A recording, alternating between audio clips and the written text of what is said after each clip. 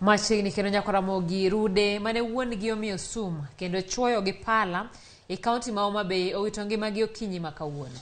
Laktar mane thiedho nyithindogo Charles Ochola owacho ni nyithindogo ne owito ngimagi kaluwore gi teko mar kwiri mane gimadho.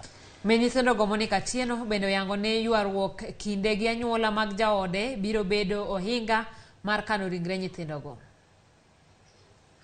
Kaluwore gi kaka ne waneno nyithindogi, ahinya ariyo mane koro owito ngimagi gi, chalo ka gima sum mane omigi ni mondo gimadhi, ne gimadhi mang'eny ahinya. To ma en sum ma dangerous kabisa, nikech en gima itiyogo e nego pest. Koro kaluwore gi kaka ne otimogi, sum no nodhi affect abwongo margi gi other organs margi.